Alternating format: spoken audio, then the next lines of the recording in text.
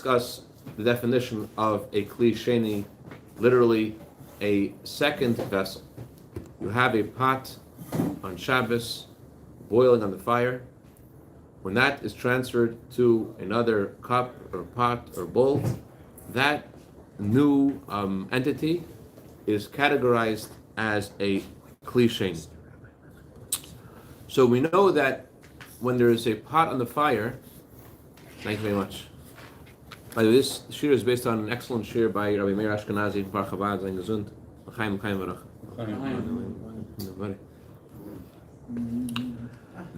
There's an opinion called, by the opinion called the Uraim. Uraim says that when you have something that is easily cooked, doesn't matter if it is on the fire or it's in the second vessel, Kli Sheini. If something's easily cooked, you're still liable. You're still chayiv min haTorah. It's still a biblical transgression for putting it into Kli Sheini. If it's something that's just easily cooked, like an egg is easily cooked. You put that into a Kli Sheini. There's a chayiv min haTorah. That's what the Yereim says. That doesn't consider the fact that it's in a Kli Sheini to be something that should make a difference. This you could see with your eyes. You take an egg, a raw egg, and you put it into Kli Sheini, it's going to cook. So it doesn't matter what keli it's in, it's still going to be a problem. If you have something which was baked, like a piece of bread or roasted, and now you want to put it into a Kli Sheini, so it's also going to be a problem, because although it was baked already and it was roasted already, still, on the contrary, because it was baked already, because it was roasted already, so now it's softer. And since it's softer, so although the heat of a second vessel is not as great as the heat of a first vessel, doesn't matter, since it's predisposed to be affected by the heat of Kli Sheini. So therefore, it's going to cook it. It's going to be the biblical transgression of Shabbos, of cooking on Shabbos, because it's ready to be cooked. Besides that, another issue is, it looks like, it's called nirek mevashel, it looks like you're cooking. It's, for all intents and purposes, what are you doing? You're cooking. So therefore, the Yereim's opinion is very clear. It's not an issue of it's not less than a Kli Rishon, the vessel on the fire, because it does have the same effect. That's the opinion of the Yereim, and the Alter brings this opinion in Lalach. So, if you have something which is raw, and it's hard because it's raw and dry, and so in a Kli Sheini, it's not going to be able to have the enough heat to cook it. The only issue is putting that into a Kli Sheini is just it will appear like cooking. But something which is roasted already or baked already, and then you put it into Kli Sheini, then there is not just an issue of how it appears, but how it actually is going to be changed. So the Gemara categorizes two things as being impossible to be cooked in a Kli Sheini, and they are spices and liquids. Unless the Kli Sheini has intense boiling heat, if it's in a cup or a bowl taken from the pot in the fire, put into this cup or bowl, Kli Sheini, it's not going to be able to ever cook spices or liquids. You just get Yatz the lettuce boy. So Yatz the lettuce boy is one category, and another category is called Yad Nichvas Behen. Not just the hand retracts because of the heat, but the hand actually gets hurt, burned because of that. So even in a Kli Sheini, even though it's not in the OG, the original keli on the fire, if it's going to be very hot, it's not the same thing. We'll get to that later. But a tavlin umashkin, liquids and spices in general in a Kli Sheini cannot be cooked. You pour these spices into it, it's not going to have an effect. Yatzoledet, no. Yatzoledet is okay, but if it's Yad Nichvas Behen, intense heat, there'll be issue for those two, as we'll see later on. Okay. The same is also if something is cooked already and it's dry. If it's cooked already and it's dry, so let's say you have dry noodles, so it's also not going to be even though dry noodles are one thing. That's for sure not an issue. But even if it's something, let's say you have a chicken, a dry piece of chicken which was cooked already, but on top of it there's some moisture is going to come out. If you put this piece of chicken into the soup, although it's dry, but there's some moisture inside it. So the Alter Rebbe says that in a vessel which is on the fire, although there's a rule in general, the halacha is that there's no cooking after cooking. Once it's cooked already, we don't take it gets cooked when you put it into you can't cook it again once it's cooked. But that's only regarding things which are dry, things which are a liquid. A liquid, Alter Rebbe says that although it was cooked already, you have, let's say a cold soup, and if you cook it again, if you put it on the fire, it's going to be a biblical prohibition of cooking. What about this piece of chicken? This piece of chicken is dry, but it has moisture in it. So the Alter Rebbe says the moisture is going to be an issue only on the pot on the fire. But the pot, which is the pot off the fire, which was on the fire, the Kli Rishon. But once it's transferred into a bowl, so once it's a Kli Sheini, once it's no longer the original pot that was on the fire, so just like it's not an issue for the thing was because it was cooked already, also the moisture isn't an issue. Why isn't the moisture an issue? Because the moisture, a Kli Sheini cannot cook a liquid. And so the liquid which is in the chicken is the same as any other liquid, that a Kli Sheini is not capable of cooking a liquid. The dry part was cooked already. The part which is liquid, the Kli Sheini does not have sufficient heat to cook a liquid. A Kli Sheini cannot cook, again, liquids, and the Gemara says, and spices. So you have this piece of chicken, and it was cooked already, and now you want to put it into this soup. Why not? What's going to be the issue? And certainly if it okay, what about if it's something dry right now, but it's going to melt and turn into a liquid? So do we look at it as a solid or as a liquid? So so then is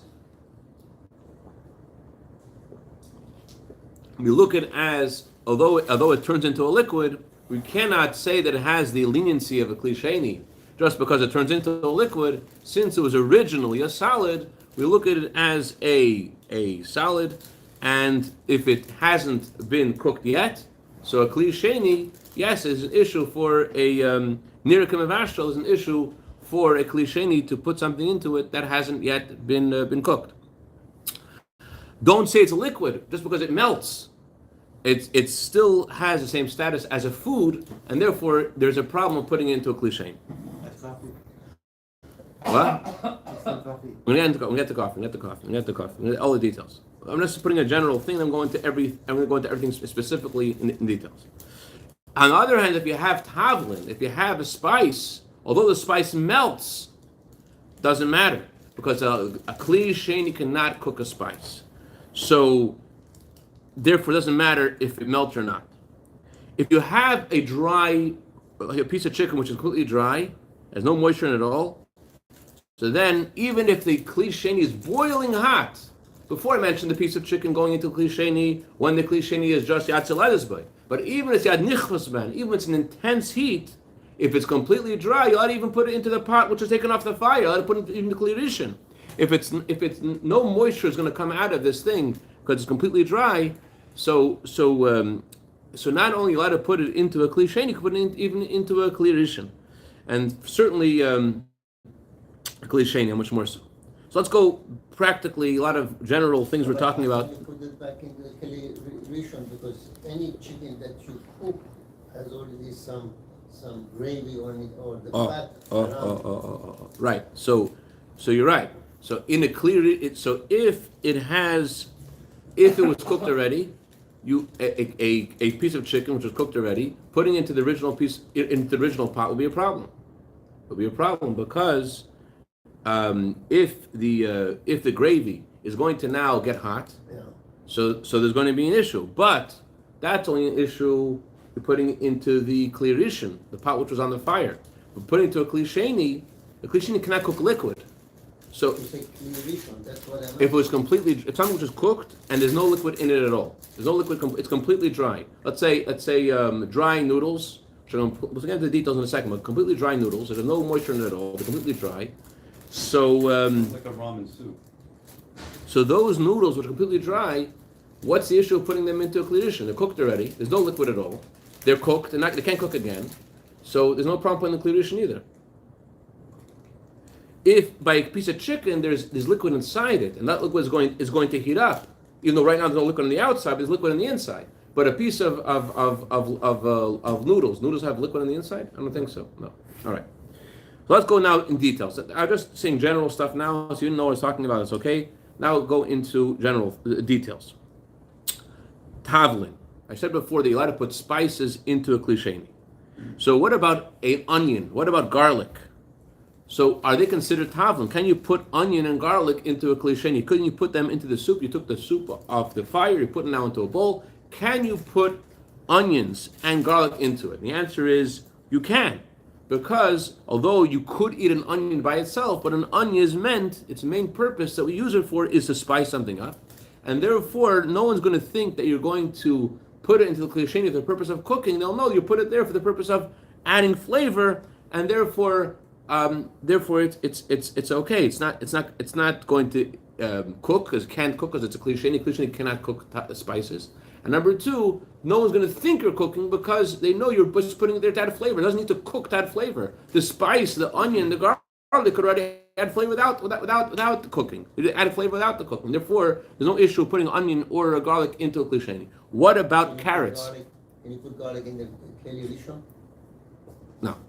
Only into a Kli Sheini because there's a special rule by Kli Sheini, it doesn't cook tavlin. But Kli Rishon could cook tavlin. Spices could be cooked by Kli Rishon. What about carrots? Carrots could be put into a soup, but the main function of carrots is not to be a spice. Carrots have their own identity. And therefore, carrots wouldn't have the same category as tavlin, and therefore you cannot put carrots into a Kli Sheini. What about lemon juice? Now, when I say lemon juice, I don't mean the lemon itself. The lemon itself, we know, if you squeeze a lemon on a liquid, so there's a problem of mefarik. You're taking a liquid from a solid, and that's a prohibition on Shabbos. Unless you squeezing lemon on food, so from food to food, the Torah considers the liquid coming out of the food as food itself, and therefore you're allowed to squeeze a lemon onto food. But you cannot squeeze a lemon onto a drink. But if you have lemon juice, can you put the lemon juice into a Kli Sheini? Yeah. And the answer is two reasons you could do it. Number one, it's juice. Yeah. Number two, it's a spice. And because of both, so there's certainly no problem. Yes, Daniel. Okay, we'll get back to you. Sugar. The Alter Rebbe discusses sugar in the Siddur. The Alter Rebbe wrote the Shulchan Aruch. Besides the Shulchan Aruch, there's also many things he wrote and he amended in the Siddur. There's a very brief page of the Alter Rebbe in the Siddur, where so much ink has been spilled to understand this brief page. In this page, he discusses the laws of sugar and salt. What is sugar and what is salt? So sugar on the surface is a spice. Says the Alter Rebbe, since it's a spice, you can't pour the soup directly onto or something hot from the fire, directly onto the sugar. Because you're cooking it. However, it's a spice. Spices can't be cooked in a Kli Sheini, and therefore you could put the sugar into a Kli Sheini. The same as ice. Ice you have to put after the water, otherwise it would be melting. Yeah. What about salt? So salt, interestingly, although salt is certainly a spice, the Alter Rebbe holds that you cannot put the salt into the salt is stricter than a sugar. You cannot put salt into a Kli Sheini. The Munkach Rebbe, you'd always celebrate whenever they served soup, because he said, now we can follow the opinion of the Alter Rebbe, who says that if you don't put salt in your soup, you get a bracha. What a great idea! Get a bracha from the Alter Rebbe, because you can't put salt into your soup. Why not? Because Alter Rebbe holds that the Chachamim had a special tradition that salt could easily cook, and because it could easily cook, therefore, even though it's a spice, you can't put it into a Kli Sheini.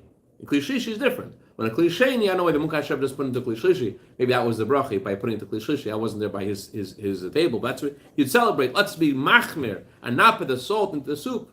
But in a Kli Sheini you could. So why can't you put in a Kli Sheini? Because although it looks to us like a spice, Chachamim had a tradition that yes, it's different than all their spices, and that it cooks easily.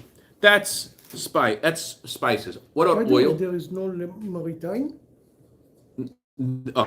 So why is no maritime? Why don't we afraid that it's going to look like it's going to seem to people you're cooking? The answer is since it adds flavor, so people are not going to see you're cooking. They're saying you're adding flavor. It doesn't need to cook to add flavor. Oil is also permissible in two accounts. Oil is put in to add flavor. It's a tavlin. It's a spice. It's to enhance the taste, and it's a liquid. Therefore, for both those reasons, oil is okay. What about now? The moment we've all been waiting for. Can we go back again one more time? It's very strict because up to now I always learned that Kli Sheini you can't put salt in it. No. In the soup. No. It can't put a Kli Sheini. But you could put a Kli Shlishi. Kli Shlishi put salt, not a Kli Sheini. So really, if we serve people, we have to do Kli Shlishi and put it on the table because they would. Right. Also, they're going to want to put their challah into it too. Yeah. And the challah you also can't put into the soup. Because there's even though the challah mentioned before, though challah was baked, but there's an opinion which says there is cooking after baking, and therefore, and although it's a Kli Sheini, but it could still be even there's an even more strict opinion. I mentioned I'm not going to get into Kli Shlishi tonight, but there are people which are strict even by a Kli Shlishi for challah, and not to put a challah into it, even a Kli Shlishi in the soup. Such an opinion. But anyways, salt certainly the Alter doesn't say it's forbidden. He says Tavei love bracha. You get a bracha because the Alter says salt melts. Although salt was cooked already, so what's the problem? It's cooked already. There's no cooking after cooking. Right. But since it melts and becomes a liquid, so Alter categorizes salt as if it's a liquid. Why is sugar different? The Chacham had a tradition about salt specifically. They didn't have a tradition about sugar, only about salt. That salt is cooks easily. Even if it's sea salt. Even if it's cooked already, right? It's cooked. Our salt we have is thin and it's cooked already. So there's no problem. You can't no cooking after cooking. But the Alter says since it turns into a liquid, we're strict about it and we consider it as if it's a liquid. And when is that strict? That's a strictness for a Kli Rishon.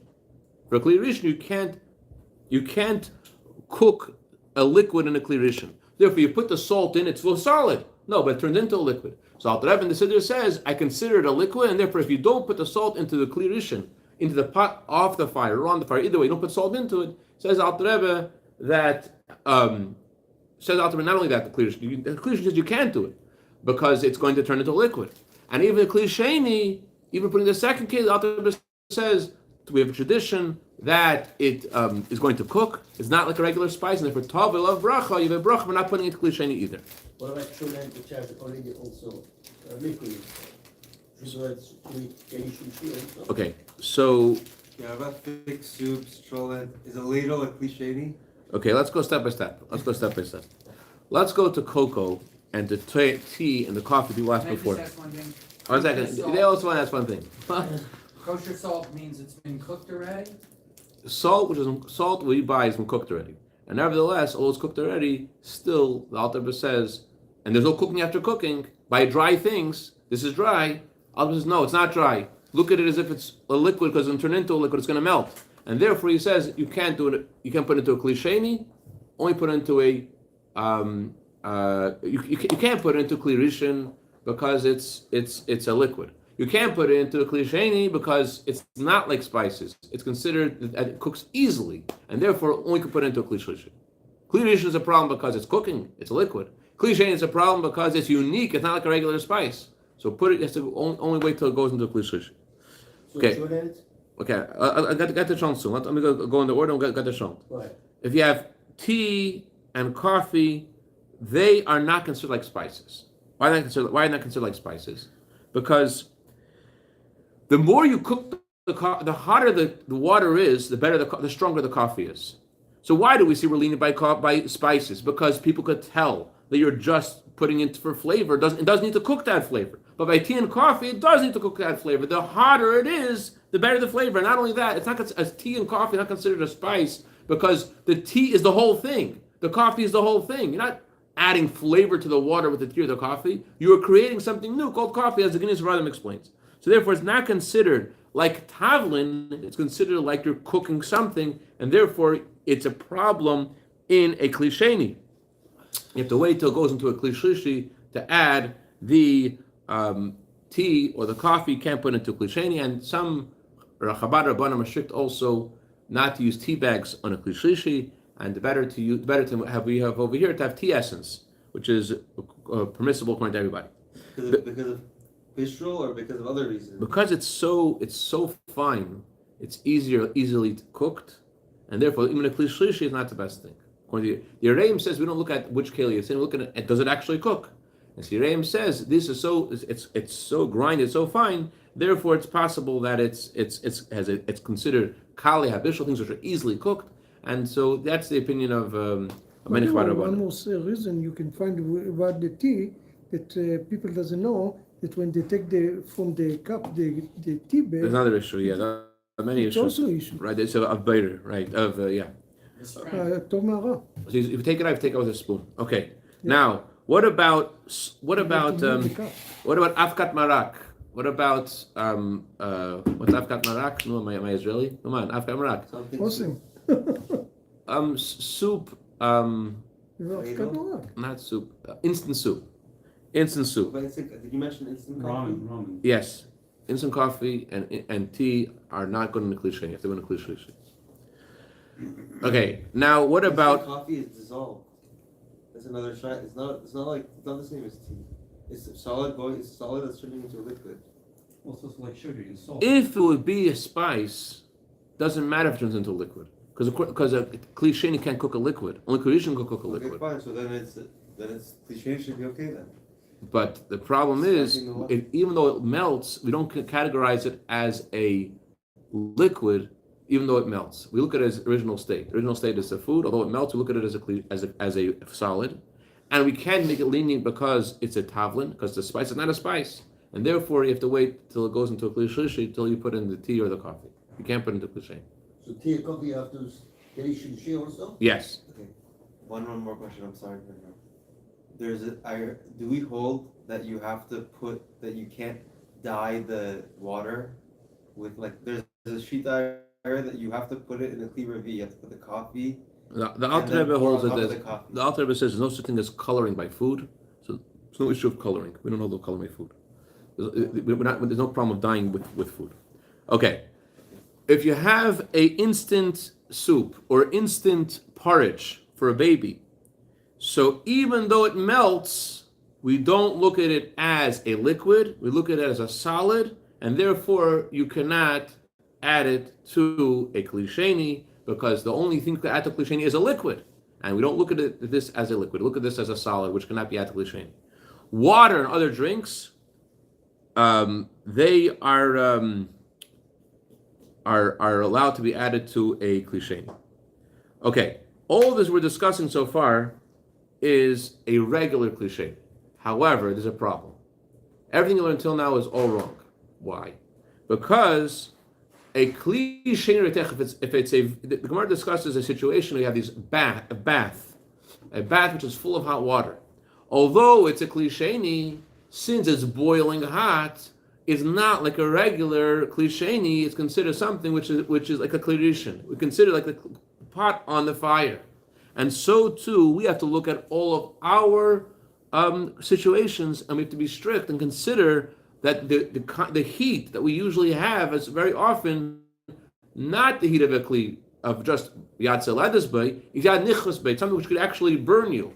Not just your hand will retract from it, but yad nichvas bay, something which it's considered like those embatia, like embatia tachas, like a bath full of boiling hot water.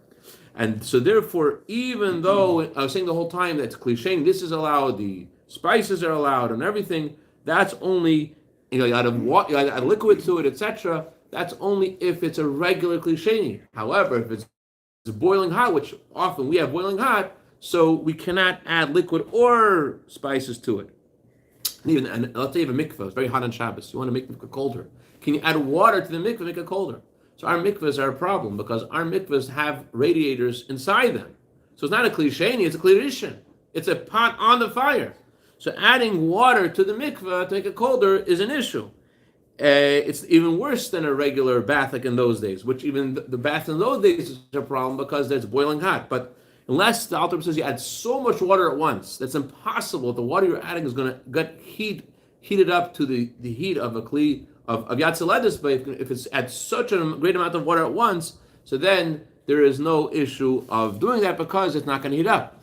Rashi says that the problem with adding water to a hot bath, is because it looks like you're cooking. But the Alter Rebbe doesn't hold to that. Rashi and Tosfos say it's a gezeira, it's a decree. It's not really cooking. It looks like cooking. The Alter Rebbe holds it is cooking. The Alter Rebbe holds that because it's so hot, we consider it as it actually is a Kli Rishon, not just it looks like it. Oh, the Alter doesn't say clearly. The Alter Rebbe says a bath has this halacha, and then he says, he sort of hints to it. He says you could add water to something which is hot. Yatzeles, but he doesn't say the word boil reteach. Since he doesn't say the word reteach, it seems like if it was reteach, if it was boiling hot, you couldn't add water to something. So if you have a cup, you take it from the samovar over here, you take it from the, what's it called? The urn, thank you. And you want to add no water to it, you can't. Because maybe it's reteach. Maybe it's not just you add saladasbay, maybe it's reteach. And maybe it's like the bath. So therefore you have to add it to put into Kli Shlishi before you add even liquid. Another reason to be strict is because, but other things, besides liquid and spices, other things are not liquid and spices, you also have to be strict, of course, because the Chachamim didn't have a clear tradition about which items cook easily in a Kli Sheini. They don't know which ones. Since we don't know which ones are Kali HaBishul, there are some things which could cook in a Kli Sheini. Since there are some items that could cook in a Kli Sheini, we don't know exactly which ones, therefore we have to be strict about everything, not to put them into a Kli Sheini, and to wait till put into a Kli Shlishi before you do anything. Besides the fact that it looks like it's cooking. So what could you do?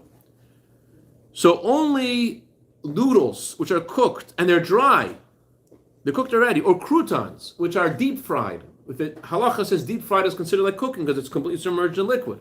If it's been deep fried now it's completely dry, so that is not going to be an issue. It's cooked already, it's dry. What could be the issue? But you could put noodles if they're completely dry, or croutons into a soup, even if it's a Kli Sheini, because dry. It's dry and it's cooked already. Okay. What about the ladle? People ask, just want to know one halacha about the ladle. When you have a ladle and you take the ladle out of the soup and the time passes, there's an issue. The issue is the liquid which is on the ladle could get cold. And you put the ladle back into the soup, so then that liquid is going to heat up again. It's ruined your Shabbos? No, I always wash it and leave it dry, but I've seen many places that they just continue doing it. Right, you wash it, it's cold water. Especially if you wait a long time, even if you don't wash it, it's also going to, you're adding cold water into the Kli Rishon. This pot came off the fire, you're putting something cold into it. So that's a problem. You're causing liquid to heat up. Parenthetically, Rabbi Gorelik of Kfar Chabad, was a Rabbi of Kfar Chabad, his opinion was that if you have, what's the definition of a Kli Sheini? You take a cup, you fill it with hot water, you pour into another cup. Okay? So this second cup is a Kli Shlishi. What about the first cup? It still has droplets of water. What do you have to worry about that? Can you pour it back into that cup?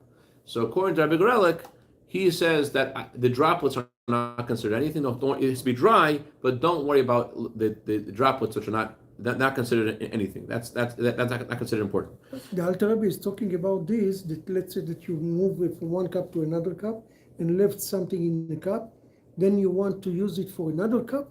There is a problem depending how time passed since this water was there. Okay, but the Gorelik said if it's empty, even though it's droplets, he doesn't consider that to be an issue. Oh, this one, yeah. No, Okay. I'm talking Others about disagree. something Others left disagree. and- That's his opinion. Okay. Let's do one more thing. So one more thing is Irui. Okay. Oh, Okay, it's going to be too complicated getting to Irui, right? yeah, sure. Wait, is the ladle count as a Big. Sheini?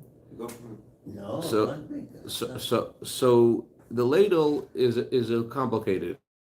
Let's just say this: the ladle, if the ladle was in the pot for a long time, it's not Sheini. it's not a sheni, because it's the same status as the pot itself. But if it wasn't there for a long time, so then it could be considered a kli sheni. Wait, what about thick soup or cholent? What's the It's like, question? it's still something that you can pour. It's still something that you can pour, but it's like thick barley or like like butternut squash soup or like a cholent. You know what I'm saying? There is a halacha that if something is a solid, what's the difference in Kli Rishon and Kli Sheini? Why are they different?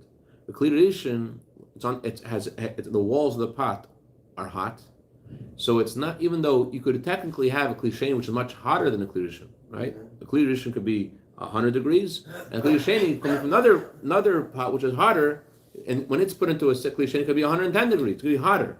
The reason we're lenient by Kli Sheini in general is because a Kli Sheini, its walls, the pot was on the fire, so it's in a downward direction. It's getting colder. The Kli Rishon, the heat of the walls make it of the pot preserve its heat a lot longer. But the Kli only applies to liquids. What's the gather for liquids? So for solids are complicated because solids don't have the disadvantage. Even if they put in the Kli Sheini, they still have the heat of a Kli Rishon because they're not touching the walls. So therefore, there is a reason to be strict about solids, to always consider them like a Kli Rishon, even though they've gone to Kli Sheini, etc. But there is a room to be strict because they're not really affected by the walls. Which brings us to what I wasn't going to get into. You said it's complicated. Irui. What do we look at when you pour directly from the urn onto your coffee? What is that? Is it a Kli Rishon or a Kli Sheini? You're pouring from it. It's not in the first pot. It's not in the second pot. It's on the way. What is that? How do we look at that? So there's an argument among the Rishonim how to look at that, and the conclusion is the first pot on the fire. Okay, that has the walls contributing to the heat. The pot which is off the fire, which is the second pot, the Kli Sheini, has the advantage of the cold walls. The thing you're pouring now it's pouring from the urn onto something doesn't have the power of the walls to make it colder because there's no walls there. It's in the air. It's flowing downwards without any walls being there. On the other hand, it's not in the Kli Rishon. It's not in the actual pot, so it's sort of in the middle.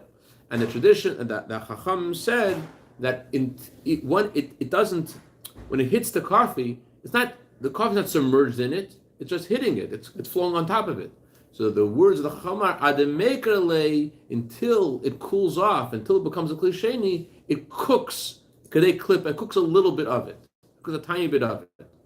When you're pouring it on top of it directly, so it has a power to cook a little bit of it. Therefore, you cannot pour directly from the urn onto the instant coffee or the sugar because it is a higher status than it's almost like the Kli Rishon.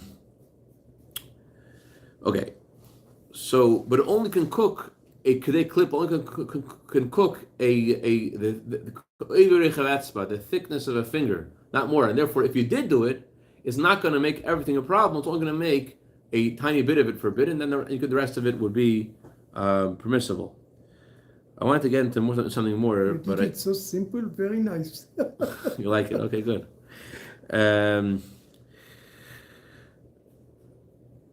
Okay, we'll continue mention next time. I'll stop here. Chazak Baruch. Yeah. Hold on. What about thick soup? Is that a liquid or solid?